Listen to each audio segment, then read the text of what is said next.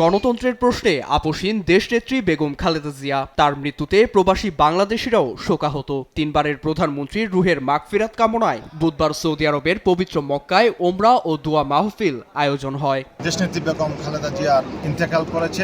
আমরা সৌদি আরব নেতৃবৃন্দ ওনার জন্য আমরা হজ করে দোয়া করেছি। ওমরা শেষে কাবা শরীফ প্রাঙ্গণে বিশেষ মোনাজাত করেন তারা।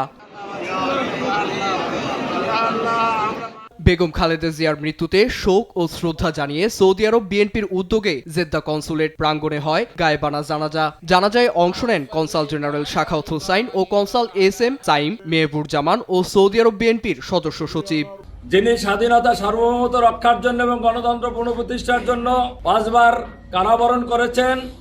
আল্লাহ ওনাকে ব্যস্তবাসী করুক, এটা আমাদের সেই কামনা থাকবে এবং ওনার পরিবারকে শক্ত সমর্থন করে এর তৌফিক, এর যে ক্ষতি হয়েছে তা ব্যয় বহন করার আল্লাহ তৌফিক দান। বেগম খালেদা জিয়ার আত্মার মাগফিরাত কামনা করে সংযুক্ত আরব আমিরাত বিএনপির উদ্যোগে অনুষ্ঠিত হয় গায়েবানা জানাজা।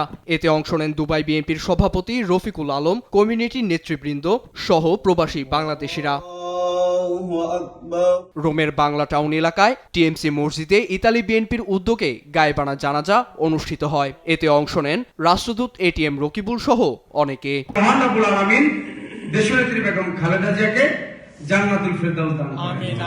জানাজা শেষে বেগম খালেদা জিয়ার রুহের মাগফিরাত কামনা করে বাংলাদেশের রাজনীতিতে অবদান গভীর শ্রদ্ধার সঙ্গে স্মরণ করা হয়। বুধবার একদিনের বন্ধ ঘোষণা করা হয় ইতালির বাংলাদেশ দূতাবাসের কার্যক্রম।